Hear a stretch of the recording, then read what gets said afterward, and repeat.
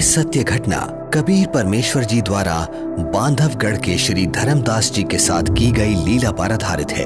श्री धर्मदास जी का जन्म 1395 विक्रमी संवत 1452 को कार्तिक पूर्णिमा के दिन छत्तीसगढ़ के बांधवगढ़ नगर में हुआ। हिंदू धर्म के एक वैश्य कुल में जन्मे धनी धर्मदास जी के बारे में बताया जाता है कि वो इतने धनी थे कि जब कभी बांधवगढ़ पर प्राकृतिक आपदा जैसे अकाल गिरना, बाढ़ आदि आती थी तो वहां के नवाब धर्मदास जी के पूर्वजों से वित्तीय सहायता प्राप्त करते थे। आदरणीय धर्मदास जी इतने धनवान होने के बावजूद भी उनकी बचपन से ही भगवान में अपार श्रद्धा थी, जिसके लिए वो हिंदू धर्म में प्रचलित सभी पूजा भी करते थे और श्री रूपदास जी नाम के एक वैष्णव संत से दीक्षा भी ले रखी थी। अपने गुरुदेव के बताए अनुसार वो नित्य गीता जी का पाठ करते, शालिग्राम की पूजा करते, एकादशी का व्रत करते और श्राद्ध इत्यादि भी करते थे। जब धर्मदास जी वृद्धावस्था की दहलीज पर आ गए तो उन्होंने अपनी पत्नी से तीर्थों की यात्रा करने की बात कही। आमिनी।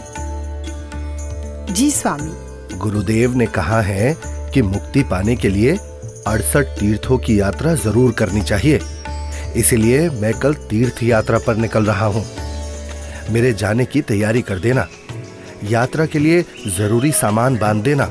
ठीक है स्वामी। आमिनी, तुम अपना ख्याल रखना। जी, आप भी अपना ध्यान रखना।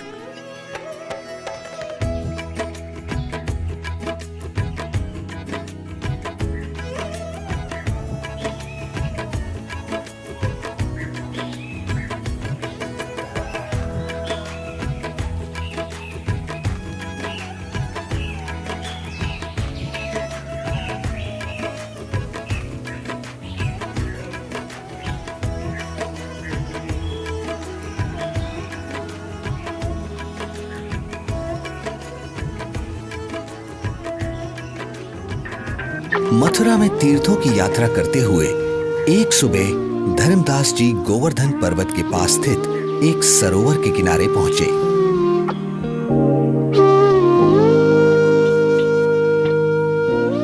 वैसे तो सरोवर का पानी बहुत ही गंदा था, फिर भी वे सरोवर में उतर जाते हैं क्योंकि कहा जाता था कि उसमें नहाने से स्वर्ग मिलता है। इसलिए धर्मदास जी ने उसमें स्नान किया और फिर अपने ठाकुर जी की पूजा करने लगे। तभी वहां सर्वसृष्टि रचनहार कबीर देव जी काशी शहर से आकर प्रकट होते हैं और एक मुसलमान जिंदा महात्मा का रूप बनाकर धर्मदास जी से थोड़ी ही दूरी पर आकर बैठ जाते हैं। अब धर्मदास जी पवित्र गीता जी को खोलकर उसका ऊंचे स्वर में पाठ करने लगते हैं। बहुनी में व्यतीतानि जन्मानि तव च अर्जुन तानि अहम वेद सर्वाणि न त्वम वेद परंतप। श्री भगवान बोले, हे परंतप अर्जुन, मेरे और तेरे बहुत से जन्म हो चुके हैं, उन सबको तू नहीं जानता, मैं जानता हूँ। न तू एव अहम जातु न आसम न त्वम न इमे जनाधिपाः न च एव न भविष्यामः सर्वे वयम अतः परम। ना तो ऐसा ही है कि मैं किसी काल में नहीं था, अथवा तू नहीं था, अथवा ये राजा लोग नहीं थे, और ना ऐसा ही है कि इससे आगे हम सब नहीं रहेंगे। वैसे तो धर्मदास जी गीता जी के केवल एक अध्याय का ही नित्य पाठ किया करते थे, किंतु आज एक मुसलमान जिंदा महात्मा को हिंदू धर्म की साधना में रुचि लेता देख और अधिक पाठ करते हैं। कुछ देर बाद जब धर्मदास जी गीता जी को बंद कर माथे पर लगाकर रखने लगते हैं, तब हे महात्मा जी, आपका ज्ञान तो बहुत ही अच्छा है। आप कौन हैं? पहले तो आपको यहाँ कभी नहीं देखा। हे भक्त, मेरा नाम धर्मदास है। मैं बांधवगढ़ का रहने वाला हूँ। मेरा जन्म वैश्य कुल में हुआ है और हम इतने शुद्ध हैं कि किसी शूद्र को अपने निकट तक नहीं आने देते, कोई जीव हिंसा नहीं करते। जीव हिंसा करना पाप है, पापी पार नहीं होता। हे महात्मा जी, फिर तो मैं बहुत ही सौभाग्यशाली हूँ जो मुझे आप जैसे महापुरुष मिले। अब धर्मदास जी कबीर परमेश्वर जी को अपनी पूजा साधना से जुड़ी हुई काफी सारी बातें बताते हैं। कबीर परमेश्वर यानी जिंदा महात्मा धर्मदास जी से पूछते हैं, हे संत जी, मैं परमात्मा के लिए भटक रहा हूँ। आपका ज्ञान सुनकर मैं गदगद हो गया। मैं आपसे नाम दीक्षा लेना चाहता हूँ। ये सुनकर धर्मदास जी मन ही मन काफी प्रसन्न होते हैं और कहते हैं, मेरे गुरु श्री रूपदास जी हैं, वही तुम्हें नाम दीक्षा दे सकते हैं। हाँ, मैं तुम्हें दीक्षा तो नहीं दे सकता, लेकिन अपने गुरुदेव के उपदेश सुना जरूर सकता हूँ। आपको ये जरूर सुनने चाहिए। हाँ हाँ, क्यों नहीं, लेकिन मेरे मन में कुछ शंका भी है महात्मा जी। शंका? जी। कैसी शंका जिंदा? पूछिए पूछिए। हे महात्मा जी, मैं जानना चाहता हूँ कि मुझे कौन सी साधना करनी चाहिए जिससे मैं खुदा को पा सकूं।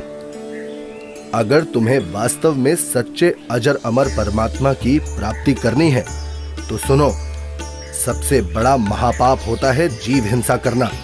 मांसाहारी और जीव हिंसा करने वाला व्यक्ति कभी भी मोक्ष प्राप्त नहीं कर सकता। ठीक है स्वामी, मैं जीव हिंसा नहीं करूंगा।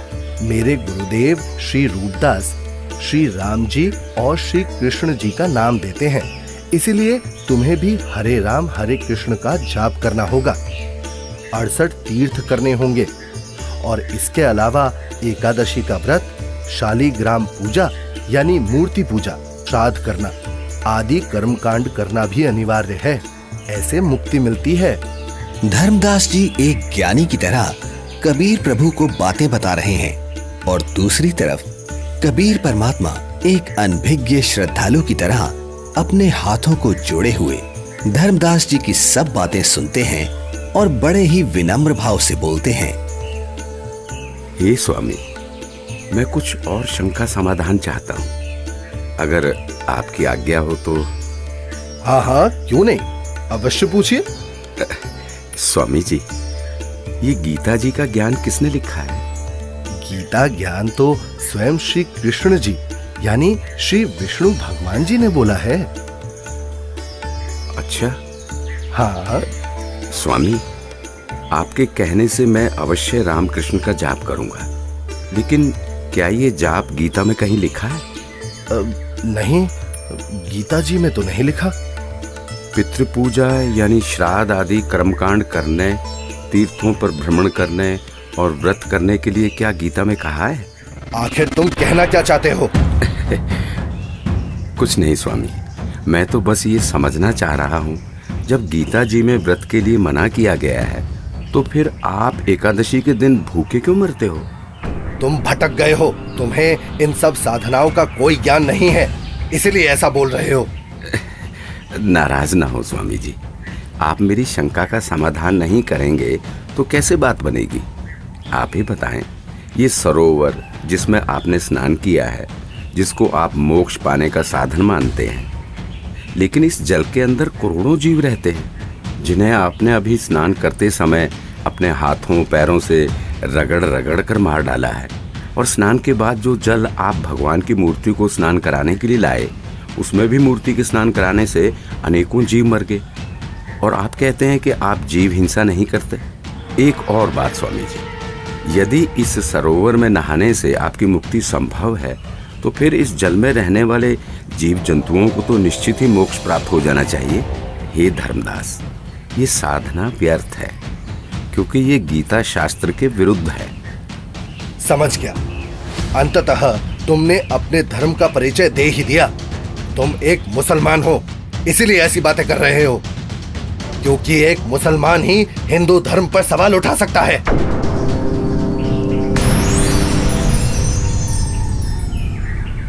अरे, ये तो गायब हो गए।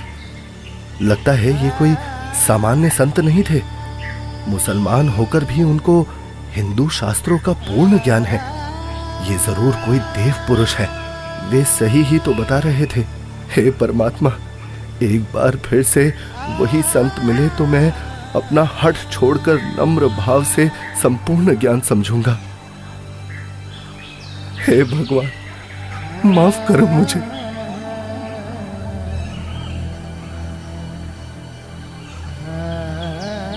वास्तव में गीता जी में कहीं भी हरे राम हरे कृष्ण मंत्र नहीं लिखा है, अपितु पितर पूजा, भूत पूजा, देवताओं की पूजा गीता अध्याय 9 श्लोक 25 में व्यर्थ कहा है।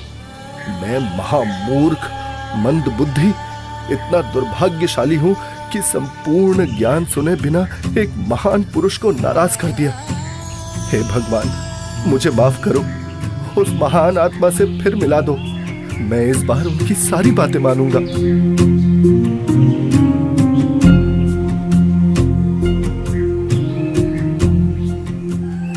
आज धर्मदास जी का मन किसी भी कर्म कांड में नहीं लग रहा था।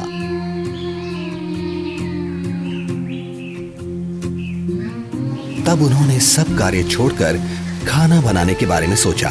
भगवान का प्रसाद बना लेता हूँ और फिर उन महापुरुष की खोज करता हूँ।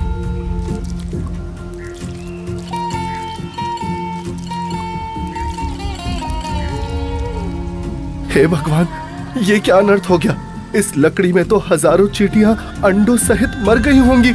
हे भगवान, आज जैसा अनर्थ तो कभी नहीं हुआ। बहुत बड़ा पाप कर दिया मैंने। मैं इस पाप से बने हुए भोजन को कदापि नहीं खा सकता। एक काम करता हूँ, इस भोजन को लेकर किसी साधु संत को खिला देता हूँ और स्वयं आज निराहार रहता हूँ, जिससे मैं पाप मुक्त हो जाऊंगा।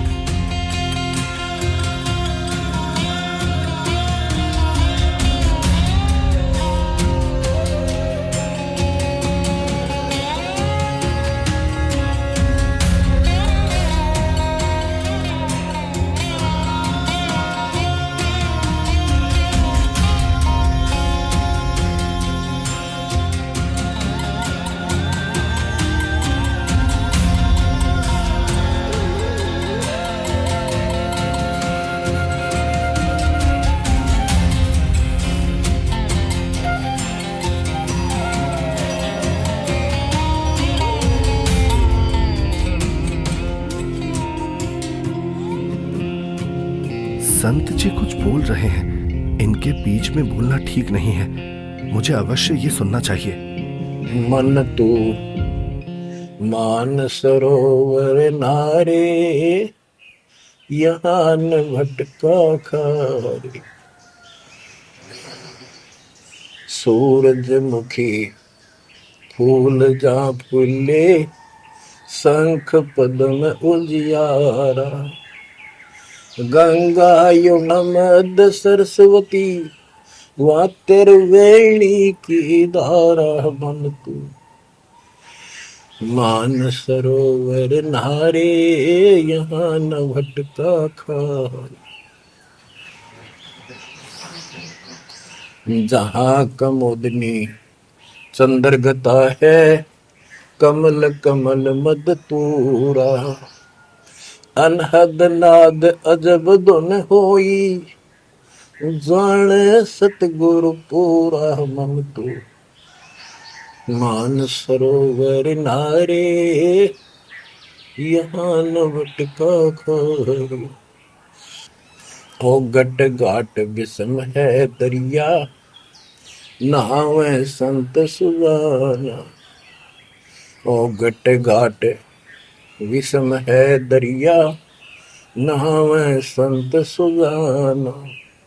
मोक्ष मुक्ति के पर भी ले रे, साक्षी है ससीवाना। मन तू मान सरोवर नारे, यहाँ न भटका खारे। जावा हंस कोलाहल करते हैं, मोती मुक्ता खाही।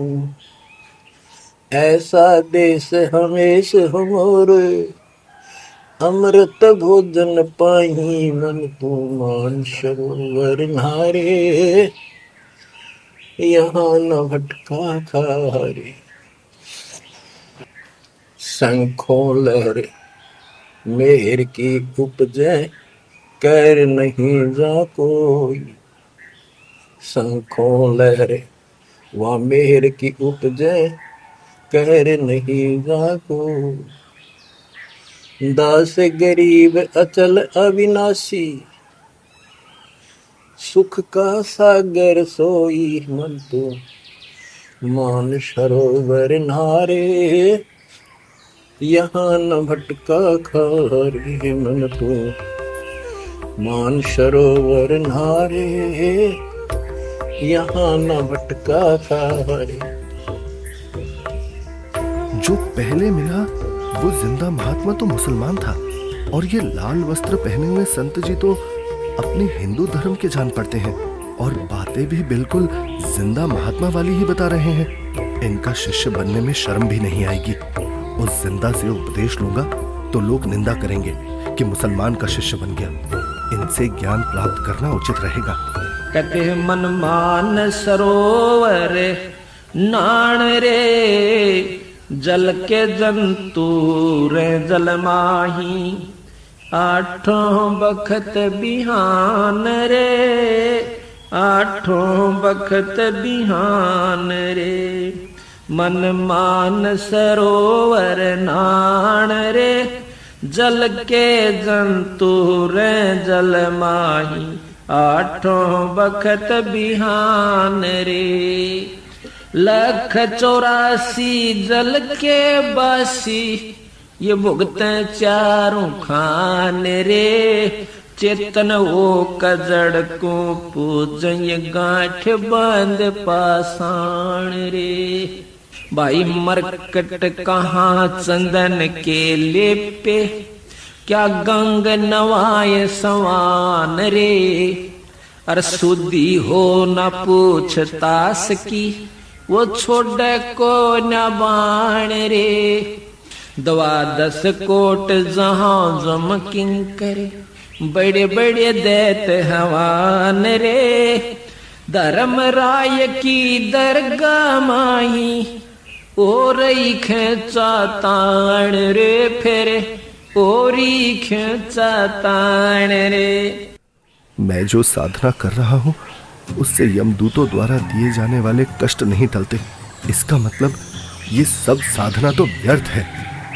हे महात्मा जी, कृपया भोजन ग्रहण करें। रख दे धर्मदास, बहुत भूख लगी है। इन्हें कैसे मालूम कि मेरा नाम धर्मदास है? मैं भंडारा करता रहता हूँ, शायद इसीलिए ये मुझे जानते हैं।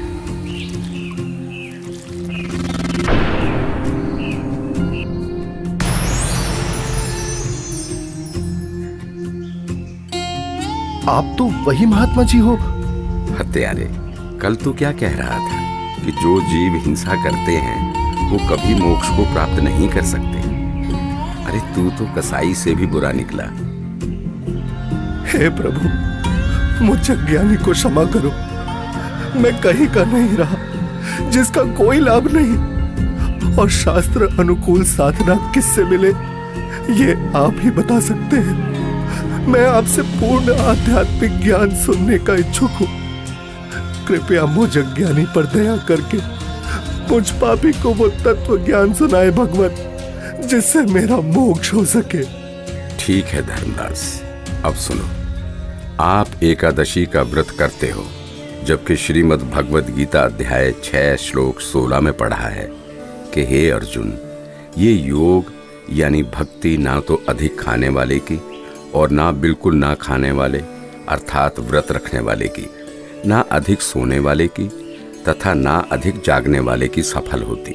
इस श्लोक में व्रत रखना पूर्ण रूप से मना है धर्मदास।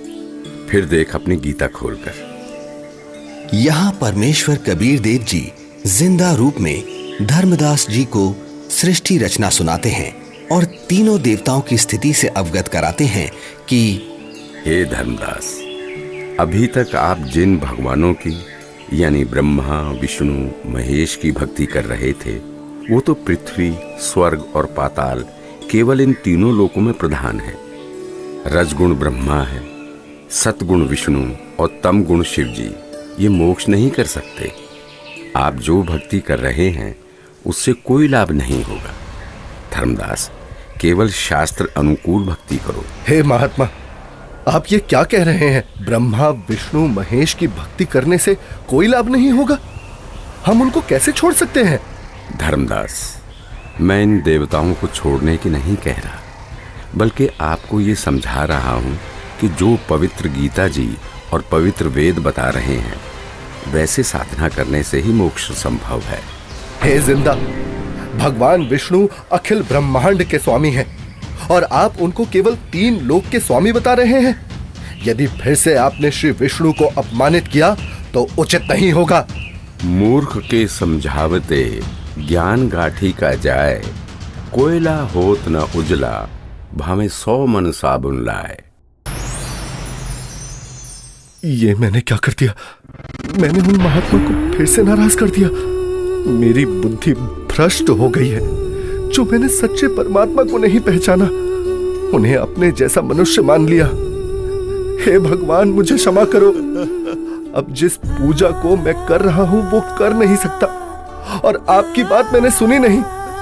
हे भगवान, मुझे सत्मार्ग दिखाओ, नहीं तो मैं आत्मघात कर लूंगा। मुझे परमात्मा की सच्ची भक्ति चाहिए। अब परमात्मा के अंतर्ध्यान हो जाने से व्याकुल धर्मदास जी अपने आप को कोसते हुए तीर्थ यात्रा को बीच में ही छोड़कर घर को चल पड़ते हैं। रास्ते में धर्मदास जी एक बगीचे में विश्राम करने के लिए रुकते हैं, जहां अक्सर सभी तीर्थयात्री विश्राम के लिए रुका करते हैं। जहां धर्मदास जी चिंतन करते हैं कि पूर्ण परमात्मा की साधना तो मेरे को मिली नहीं और पहले वाली साधना मैं नहीं करूं तो कहीं मैं पाप का भागी ना बन जाऊं। इसलिए धर्मदास जी मूर्ति निकालकर वापस उन्हीं की पूजा करने लगते हैं।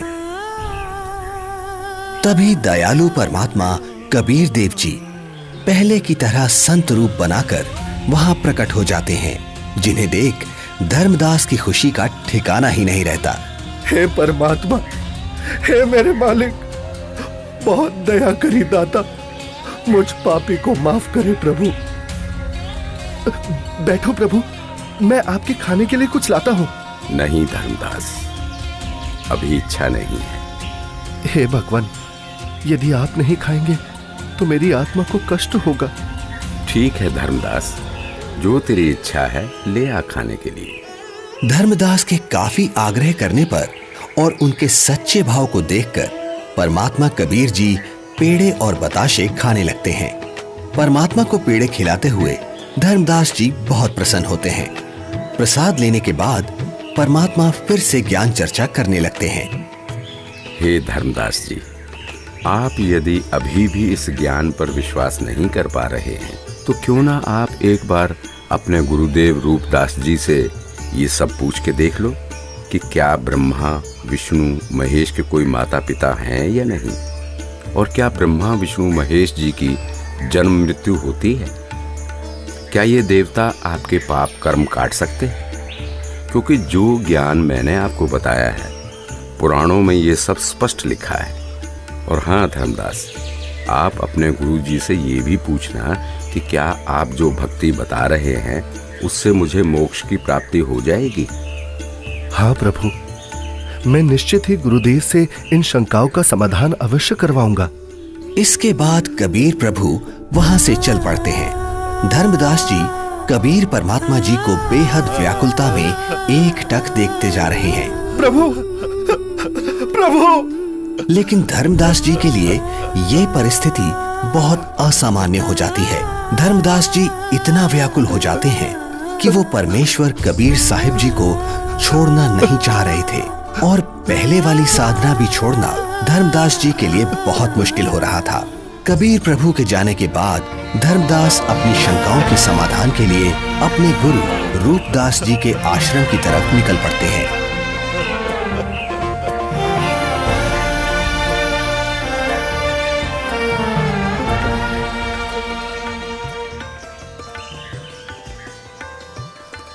प्रणाम गुरुदेव। आशीर्वाद है भक्त। आओ बैठो। क्या बात है धर्मदास, बहुत व्याकुल दिख रहे हो। और आप तो तीर्थ यात्रा पर गए थे ना? गुरुदेव, मेरे मन में कुछ शंका है, कृपया उनका समाधान कीजिए। कहो धर्मदास, क्या शंका है आपकी? हे गुरुदेव, सृष्टि का रचयिता कौन है? क्या भगवान विष्णु से ऊपर भी कोई प्रभु है? वो कहाँ रहता है? उसका क्या नाम है? उसकी पूजा की विधि क्या है? और गुरुदेव, क्या आपने जो भक्ति साधना मुझे बताई है, क्या उससे मेरा मोक्ष हो जाएगा? हे धर्मदास, आज तुम ये क्या बोल रहे हो? ऐसा ज्ञान तुम्हें किसने सिखा दिया? तुम लक्ष्मी नारायण की भक्ति करो, ठाकुर जी की सेवा करो और राम कृष्ण जी का जाप करते हुए प्रतिमा पूजा करो, जिससे तुम्हारी मुक्ति हो जाएगी। तुम यात्रा पर जाओ, जगन्नाथ के दर्शन करो, गोमती, गोदावरी इन नदियों में स्नान करो, काशी जाओ, तीर्थ नहाओ, उससे ज्यादा पुण्य होता है और स्वर्ग की प्राप्ति होती है बच्चा। भगवान तो निराकार है, वो ज्योत स्वरूपी निरंजन है जो शून्य में रहता है। हे गुरुदेव, यहां मैं एक बात पूछना चाहूंगा, आप क्रोधित ना होना गुरुवर। हे गुरुदेव, जो ज्योत निरंजन आप बता रहे हैं, वो तो प्रतिदिन 1 लाख मानव खाता है और 1.25 लाख उत्पन्न करता है। गुरुदेव, मुझे जीव भक्षक नहीं, जीवों की रक्षा करने वाला भगवान कौन है वो बताइए। ये ज्योति निरंजन ब्रह्म तो जीवों को खाता है। और गुरुदेव, ऐसा तो आप भी मानते हैं कि एक दिन वैकुंठ समेत तीनों लोक भी नष्ट होंगे, यानी स्वर्ग भी नष्ट होगा। फिर मुझे वहां की भक्ति क्यों बता रहे हो? गुरुदेव, मुझे उस अविनाशी स्थान के बारे में बताओ जिसका जिक्र गीता अध्याय 18 श्लोक 62 में किया है कि हे अर्जुन, तू सर्वभाव से उस परमेश्वर की शरण में जा, उसकी कृपा से ही तू परम शांति को और सनातन परम धाम शाश्वतम स्थानम अविनाशी लोक को प्राप्त होगा। इस प्रकार धर्मदास जी जिंदा बाबा रूप में मिले परमेश्वर कबीर जी से सुनी सृष्टि रचना के आधार पर काफी तर्क रखते हैं, जिसके पश्चात गुरु रूपदास जी कहते हैं, बेटा धर्मदास, जो ज्ञान मेरे पास था वो सब मैंने आपको बता दिया है। इससे आगे का मुझे कोई ज्ञान नहीं है। जो महात्मा आपको मिले हैं वो अवश्य ही कोई पहुंचे हुए महापुरुष हैं। हे गुरुदेव, मुझसे कोई गलती हुई हो तो माफ करना, किंतु जिसने मुझे ये तत्व ज्ञान बताया है, अब मैं उन्हीं के चरणों में जाऊंगा। आज के बाद वही मेरे सद्गुरु होंगे। ठीक है धर्मदास, आप उनको अपना सद्गुरु बनाओ और उनके अनुसार बताई साधना कर लो। इसके बाद धर्मदास जी गुरु रूपदास जी को प्रणाम करके वहां से अपने घर की तरफ निकल पड़ते हैं।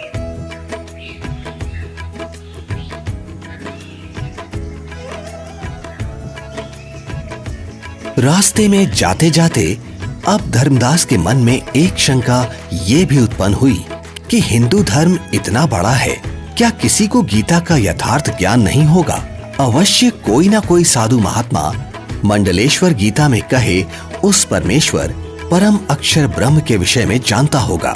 इसके बाद धर्मदास कई प्रसिद्ध हिंदू संतों से मिलते हैं। सबको पहले 1 रुपया दान देते हैं ताकि संत मेरे को अपने दिल की बात गुप्त रहस्य बताएगा, क्योंकि जो भक्त अधिक दक्षिणा देता था तो संत उससे अधिक स्नेह से बात करते थे। उस समय 1 चांदी का रुपया आज के 10,000 रुपए के लगभग कीमत का होता था। सबसे पहले धर्मदास जी एक वैष्णव महामंडलेश्वर श्री ज्ञानानंद जी के पास जाते हैं, जिनका बहुत अधिक बोलबाला था। हे संत जी, क्या श्री ब्रह्मा जी, श्री विष्णु जी और श्री शिव जी के कोई माता पिता हैं? बच्चा, इनका कोई जन्म मरण नहीं होता, इसलिए माता पिता का तो सवाल ही नहीं उठता।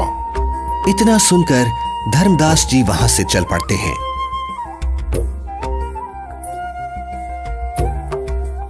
जहां कुछ दूरी पर धर्मदास जी को एक बहुत बड़े विद्वान महात्मा का पता चलता है, जो कि काशी विद्यापीठ से पढ़कर आए हैं और वे शास्त्रों के पूर्ण विद्वान हैं।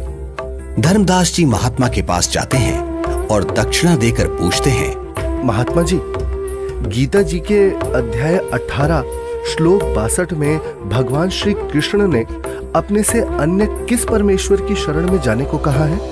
भगवान श्री कृष्ण अर्जुन को अपनी ही शरण में जाने को कहते हैं भक्त। श्री कृष्ण जी से ऊपर कोई भगवान नहीं है। इस प्रकार धर्मदास जी बहुत से संत महंत मंडलेश्वरों के पास जाते हैं और सभी से एक जैसे ही प्रश्न करते हैं, किंतु उत्तर किसी का संतोषजनक नहीं मिलता।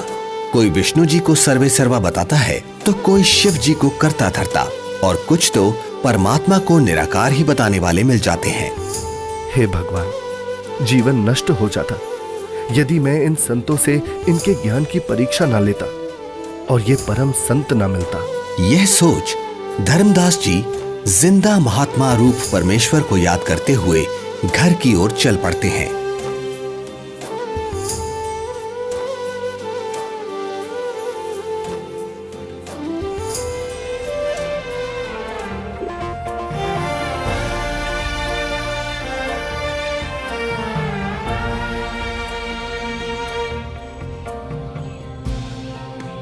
जहां मार्ग में एक नदी आती है, जिसके किनारे वृक्ष के नीचे एक हिंदू संत विराजमान दिखाई देते हैं, जिनके पास 4-5 व्यक्ति भी बैठे हैं। धर्मदास जी भी विश्राम करने के उद्देश्य से संत के पास कुछ दूरी पर वृक्ष के नीचे छाया में दूर से ही राम राम करके बैठ जाते हैं। लगता है मुझे इस साधु से भी प्रश्न करना चाहिए। अरे नहीं नहीं, जब बड़े बड़े मंडलेश्वरों को ज्ञान नहीं, जिनके पास हजारों शिष्य हैं, तो फिर इसके पास तो क्या ही होगा। यहाँ तो बस 4-5 वृद्ध ही तो बैठे हैं। आदेश महाराज, आदेश। हे धर्मदास, हिंदू मंडलेश्वरों ने बता दिया वो परमेश्वर कौन है। मुझ पापी अवगुण हारे को क्षमा करो महाराज, मैंने बड़ी भारी भूल की है। आपने सृष्टि रचना का ज्ञान जो बताया है, उसके सामने सभी संतों का ज्ञान ऐसा है जैसे सूरज के सामने दीपक।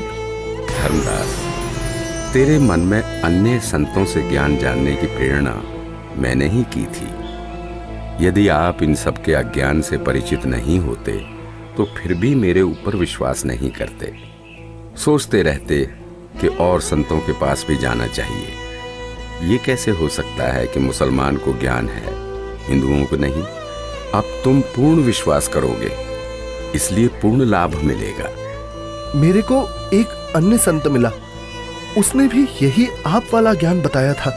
मुझे लगता है वो आप ही हो, आपने रूप बदल रखा है। हे धर्मदास, मैं उनका शिष्य हूँ, वे मेरे गुरु हैं, वे काशी में रहते हैं। यहाँ धर्मदास व जिंदा रूपी परमात्मा की बहुत ज्ञान चर्चा हुई, जिसके बाद मैं अब सतगुरु के दर्शन करने जा रहा हूँ, आज्ञा दो। मुझे सतलोक के दर्शन करा दो, बिना देखे मुझे शांति नहीं होगी। हे धर्मदास, आपको गुरुजी से दीक्षा दिला दूंगा, फिर भक्ति करना। हे जिंदा, आप ही सब कुछ हो, अपने आप को छुपा रहे हो। मुझे सतलोक दिखाओ ताकि मेरी आत्मा को संतोष हो। धर्मदास, नाम लेकर भक्ति करो। जब शरीर छोड़कर जाओगे तो आप वहां सतलोक देखना। हट क्यों कर रहे हो? मैं कितना दुष्ट हूं कि मैंने परमात्मा पर विश्वास नहीं किया, और अब पता नहीं वो फिर दोबारा दर्शन देंगे या नहीं। रोते रोते धर्मदास जी अपने घर पहुंच जाते हैं।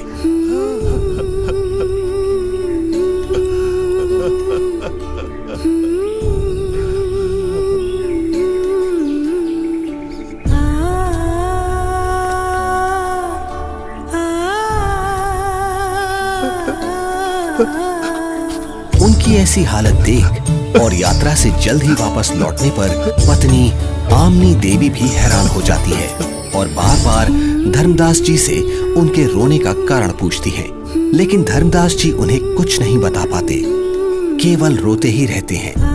फिर काफी देर बाद क्या हुआ स्वामी, क्या हुआ? कुछ तो बताइए, आखिर क्या हुआ आपके साथ? लगता है इनके पैसे किसी ने लूट लिए हैं। क्यों कच्चा मन कर रहे हो जी? किसी ने यात्रा में आपका धन लूट लिया तो कोई बात नहीं, आपके पास धन की कमी थोड़ी है, और ले जाना, भगवान ने बहुत दे रखा है। आमिनी, यदि रुपए पैसे वाला धन लुट गया होता तो मैं और ले जाता। मेरा तो ऐसा धन लुट गया है आमिनी, जो शायद अब मुझे कभी ना मिले, और वो मैंने अपने हाथों अपनी मूर्खता से गंवाया है। धर्मदास जी जिंदा महात्मा से हुई सर्व ज्ञान चर्चा और उनसे सुनी सृष्टि रचना आमनी देवी को सुनाते हैं। आपने भगवान को क्यों नहीं पहचाना स्वामी? ये क्या किया आपने? बनिया होते हुए भी आप ये सौदा कैसे चूक गए? इसी बात का तो दुख है आमिनी, जीवन में पहली बार मुझसे इतनी भारी भूल हुई है। तावालीन बहे निर्बानी, मगन रूप साहेब सैलानी, तावा रोवत धर्मनि नागर, कहाँ गए मेरे सुख के सागर। अधिक वियोग हुआ हमसे ती, जैसे निर्धन की लुट जा खेती। कल्प करे और मन में रोवे, दसों दिशा को वो मग रोवे। अधिक वियोग हुआ हमसे ती, जैसे निर्धन की लुट जा खेती। कल्प करे और मन में रोवे, दसों दिशा को वो मग रोवे। हम जाने तुम देह स्वरूपा, हमरी बुद्धि अंधगर कूपा। हम तो मानुष रूप तुम जाना, सुन सतगुरु का किया पियाना। बेग मिलो कर हूँ अपघाता, मैं ना जी हूँ सुनो विधाता। अगम ज्ञान कुछ मोहे सुनाया, मैं जी हूँ नहीं अवगत राया। बेग मिलो कर हूँ अपघाता, मैं ना जी हूँ सुनो विधाता। अगम ज्ञान कुछ मोहे सुनाया, मैं जी हूँ नहीं अवगत राया। तुम सतगुर अवगत अधिकारी, मैं नहीं जानी लीला थारी। तुम अवगत अविनाशी साईं, फिर बोको कब मिलो गोसाई। कमर कसी धर्मदास को पूरब पंथ पयाने, गरीबदास रोवत चले वो बांधो गुड़ अस्थाने। अब धर्मदास रोजाना अपने घर के आसपास, जंगलों में, नदियों के पास, नगरों में और दूसरी अलग अलग जगह पर काफी सारे धर्मगुरु, संत, महंत, मंडलेश्वर, आचार्य, शंकराचार्य के पास जा जाकर परमात्मा को ढूंढने लगे। कहीं वेश बदल कर बैठे हों, इसलिए प्रश्न भी करते कि श्री ब्रह्मा जी, श्री विष्णु जी, श्री शिव जी के माता पिता कौन है, वो परमात्मा कौन है। परंतु उत्तर ठीक नहीं होता था। तो स्पष्ट था ये साधु संत परमात्मा जिंदा नहीं है। 6 महीने तक जिंदा बाबा नहीं मिले। तब एक दिन, हे स्वामी, आप ऐसे मत रोइए, भला रोने से कोई समाधान थोड़ी ना होगा। कुछ याद कीजिए स्वामी, उन्होंने कुछ तो बताया होगा कि वो किस प्रकार मिलते हैं, कहाँ मिलते हैं। हाँ, याद आया आमिनी, उन्होंने ज्ञान चर्चा करते समय बताया था। जहाँ कहीं भी धर्म भंडारे चल रहे होते हैं, मैं वहाँ जरूर उपस्थित होता हूँ और अपनी प्यारी आत्माओं को ज्ञान समझाता हूँ। धर्मदास, क्या धर्म भंडारा? फिर तो स्वामी क्यों ना हम धर्म भंडारा ही करवा दें। हाँ, यही सही है। 3 दिन का धर्म भंडारा करते हैं।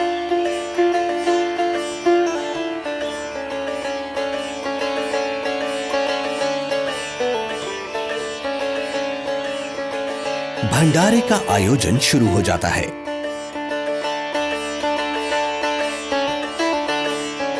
दूर दूर से साधु महात्मा भंडारे में आने लगते हैं।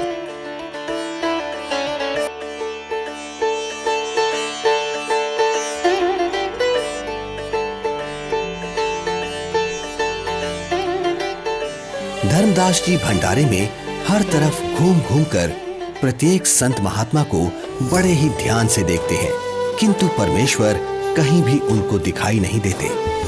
2 दिन बीत जाते हैं। धर्मदास जी बहुत मायूस हो जाते हैं और एकटक रास्ते को ही निहार रहे हैं। आज वो मन ही मन संकल्प कर लेते हैं कि प्रभु, आप मुझे अपराधी को दर्शन नहीं दे रहे।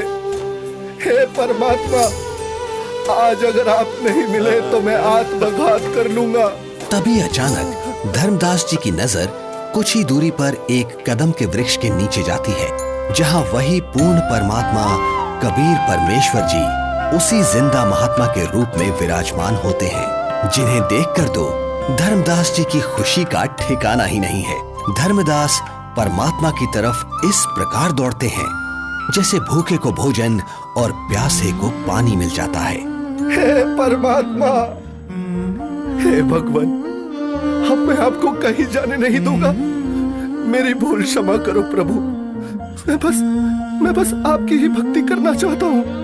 मैं भविष्य में कोई गलती नहीं करूंगा। हे दीनदयाल, मुझे अज्ञानी को माफ कर दो।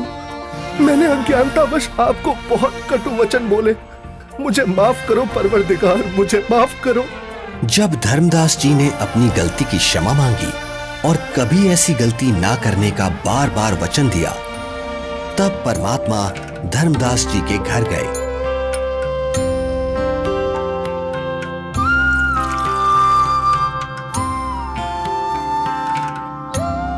जहां आमनी देवी और धर्मदास जी दोनों ने परमात्मा की बहुत सेवा की और उनसे नाम दीक्षा ली। हे प्रभु, आपका बच्चा बहुत नरम दिल का है। इतना रोया, मैं भी रुला दी। आपकी तड़फ में दिन रात रोता रहा। मैं बार बार हिम्मत हौसला दिलाती, परमात्मा अवश्य मिलेंगे। ये रोते हुए कहते, हमने अब नहीं मिलेंगे। मैंने उनको बहुत बार परेशान किया अपनी मूर्खता व अज्ञान के कारण। फिर रोने लग जाते। आपने अपने दास को इतना कष्ट नहीं देना था। बेटी, जैसे लोहे का औजार बनाने के लिए गर्म किया जाता है, फिर उस पर चोट लगाई जाती है, तब वो काम बनता है। ठंडे लोहे पर चोट काम नहीं करती, इसलिए धर्मदास को 6 महीने गर्म करना पड़ा। ये काल का वकील बना था। अब जो मैं बताऊंगा ये सब मानेगा और काम का हो जाएगा, यानी मोक्ष प्राप्त करेगा। धर्मदास, आपको वो भगवान मिला है जिसको पाने के लिए राजाओं ने राज त्याग दिए, ऋषियों ने शरीर तक गला दिए। इसलिए अब खूब भक्ति करो ताकि आप हमेशा हमेशा के लिए सतलोक के निवासी बन सको, जहां आपको इतना सुख मिलेगा जो स्वर्ग क्या महास्वर्ग में भी नहीं है। सुंदर बाग, सदाबहार फलदार वृक्ष और दूधों की नदियां बहती हैं, जहां सुंदर नर और नारी रूप में हंस आत्माएं रहती हैं। वे कभी वृद्ध नहीं होते और वहां जाने के बाद कभी मृत्यु भी नहीं होती। धर्मदास, हे महाराज, नाराज ना होना। कृपया मुझे वो अमर लोक दिखाने की मेहर करे परवरदिगार, ताकि मेरा विश्वास दृढ़ हो। आप भक्ति करो। जब शरीर त्याग कर जाओगे तो सतलोक को ही प्राप्त करोगे। धर्मदास जी के अधिक आग्रह करने पर कबीर परमेश्वर जिंदा रूप में धर्मदास जी की आत्मा को निकालकर ऊपर सतलोक में ले जाते हैं। सतलोक, जहां दरबार के द्वार पर खड़े द्वारपाल को परमेश्वर ने कहा कि धर्मदास जी को परमात्मा के दर्शन कराओ। जिंदा रूप परमात्मा पीछे से अपने सिंहासन के पास चले गए, जिसके कुछ ही देर बाद देखते ही देखते वहां पर बहुत सारे हंस तथा हंसनी इकट्ठे होकर नाचते गाते हुए धर्मदास जी को परमेश्वर के सिंहासन के पास लेकर जाते हैं, जहां परम अक्षर ब्रह्म कबीर साहिब जी, जिनके एक रोम का प्रकाश करोड़ों सूर्य और करोड़ों चंद्रमा के प्रकाश से भी कई गुना अधिक था, वो एक बहुत ही सुंदर सिंहासन पर विराजमान है। जिंदा रूप में नीचे से गए परमात्मा तख्त पर विराजमान अपने ही दूसरे स्वरूप पर चंवर करने लगते हैं, जिसे देख धर्मदास जी सोचते हैं कि जिंदा महात्मा तो परमेश्वर का सेवक है। धर्मदास जी इतना सोच ही रहे थे कि कुछ ही देर में तख्त पर विराजमान परमात्मा खड़े हो जाते हैं और जिंदा महात्मा तख्त पर विराजमान हो जाते हैं तथा तेजोमय परमात्मा जिंदा महात्मा पर चंवर करने लगते हैं, जिसे देख धर्मदास जी हैरान हो जाते हैं कि तेजोमय परमात्मा जिंदा महात्मा पर चंवर क्यों कर रहे हैं। आखिर ये जिंदा महात्मा है कौन? इतने में तेजोमय शरीर वाले परमात्मा जिंदा महात्मा के शरीर में समा जाते हैं और चंवर अपने आप होने लगता है। धर्मदास, मैं ही संपूर्ण सृष्टि का रचयिता हूँ। मेरा ही नाम कबीर देव है। मैं ही चारों युगों में पृथ्वी पर प्रकट होता हूँ। वर्तमान में मैं अपने वास्तविक नाम कबीर नाम से काशी नगर में प्रकट हूँ, जहाँ एक साधारण मनुष्य की भांति लीला कर रहा हूँ और जुलाहे रूप में रहता हूँ। धर्मदास, काल जाल में फंसे अपने बच्चों को भक्ति का धनी बनाकर उनके इस वास्तविक घर सतलोक में वापस लाने के लिए वहां प्रकट हुआ हूं। हे सर्वसृष्टि रचनहार, मैं बहुत दुष्ट हूं। मैंने आपको कितना दुखी किया, कितना अपमानित किया। मुझे माफ कर दो परवरदिगार, मैं बहुत नीच हूं, माफ कर दो मुझे। हे परमात्मा, आपने ये इतना प्रकाशमान रूप पृथ्वी पर क्यों नहीं प्रकट किया? क्यों छुपा रखा है? हे धर्मदास, यदि इसी रूप में नीचे जाऊं तो किसी की भी आंखें इस प्रकाश को सहन नहीं कर सकती। दूसरी बात, काल ब्रह्म यानी ज्योति निरंजन का डर के मारे हाल बेहाल हो जाएगा। इसलिए काल के लोक में गुप्त रहकर जीवों को ज्ञान सुनाता हूं, उनका कल्याण करता हूं। धर्मदास, अब आप नीचे जाकर खूब भक्ति करो और वहां काल जाल में फंसे अपने सभी भाई बहनों को भी समझाओ। सत्य का गवाह बनो कि ये काशीवासी जुलाहा सर्व सृष्टि रचनहार है, सबका धारण पोषण करने वाला है। परम अक्षर ब्रह्म यानी सत्य पुरुष अविनाशी परमेश्वर है। यही वास्तव में परमात्मा है। जैसा गीता अध्याय 15 श्लोक 17 में तथा अध्याय 2 श्लोक 17 में लिखा बताया है, वह यही है। नहीं नहीं महाराज, मुझे यही रख लो, यही रख लो महाराज, मुझे यही रख लो। हमने बहुत भारी गलती की है। काल के साथ उस मृत लोक में जाकर ऐसे सुख सागर को छोड़कर अब उस नरक में मुझे नहीं जाना प्रभु, हमें यही रख लो महाराज। धर्मदास जी को रोता देख परमात्मा उनको समझाते हैं और वहीं दूसरी तरफ पृथ्वी पर धर्मदास जी को 3 दिन से अचेत देखकर घर परिवार, गांव, रिश्तेदार, मित्र प्यारे सभी इकट्ठा हो जाते हैं। कोई झाड़ फूंक करा रहा था तो कोई वैद्य से उपचार करा रहा था, किंतु किसी को आशा नहीं रही थी कि धर्मदास जी जिंदा हो जाएंगे।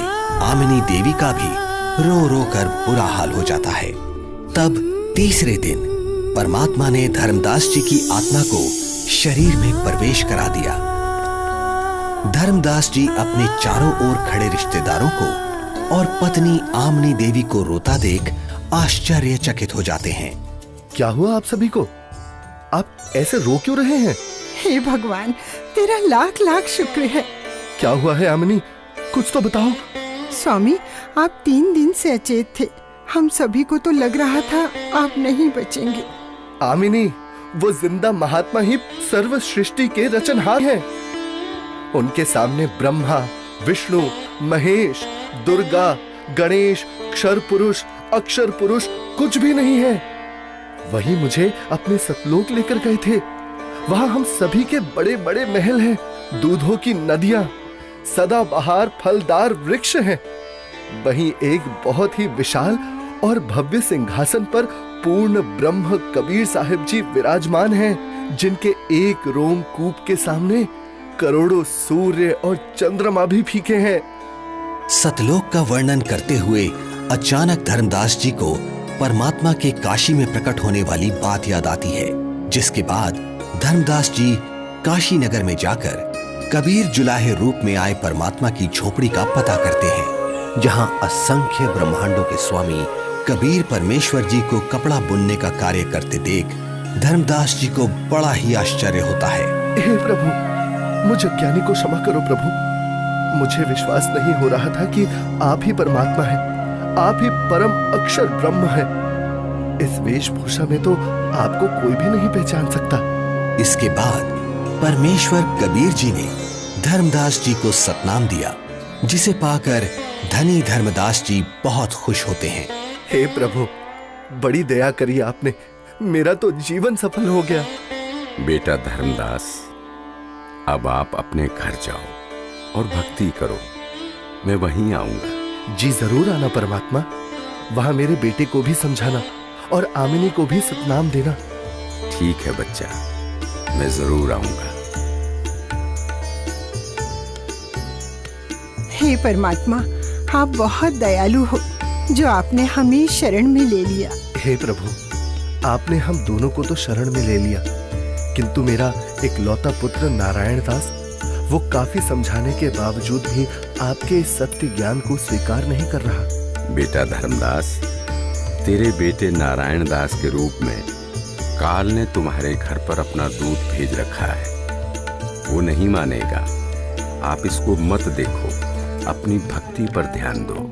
यह बात सुनकर धर्मदास को बहुत दुख हुआ और विश्वास नहीं हुआ कि मेरा बेटा नारायण दास काल का दूत है। परमात्मा समझ गए कि धर्मदास पुत्र मोह में अपना जीवन नष्ट करेगा। धर्मदास, आप पुत्र को बुलाओ, मैं भी समझाता हूँ। बच्चा है, मान जाए तो। बेटा नारायण दास, आज गुरुजी आए हैं, उनके चरण स्पर्श कर आशीर्वाद ले ले, तेरा भी कल्याण हो जाएगा बेटा। पिताजी, आपके ऊपर इस जुलाहे ने जादू कर दिया है, आपका दिमाग खराब कर दिया है। आपने देवी देवताओं व पितर पूजा छोड़ दी है। मैं उसकी शक्ल भी नहीं देखना चाहता। बेटा, एक बार चल, फिर ना जाना। धर्मदास जी के अधिक आग्रह करने पर नाराज अवस्था में नारायण दास चल पड़ता है। जाकर थोड़ी दूरी पर कमरे में सतगुरु के सामने बैठ जाता है। परमात्मा समझाने लगते हैं, किंतु नारायण दास कुछ भी समझने को तैयार नहीं होता। बेटा, पूर्ण परमात्मा की भक्ति करो, आपका भी मोक्ष हो जाएगा। मैंने नहीं सुननी आपकी झूठी कहानी। धर्मदास, देख, बेटा नारायण दास कितना सुंदर है, भोला भाला है।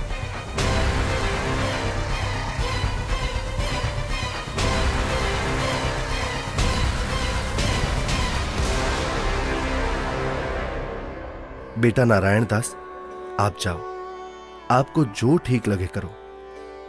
हे भगवान, मेरा वंश तो काल का वंश बन गया, दया करो दाता, अब मेरे वंश का क्या होगा? वंश का क्या करेगा बेटा, यहां से पीछा छुड़वा ले धर्मदास। धर्मदास जी का रो रो कर बुरा हाल हो जाता है।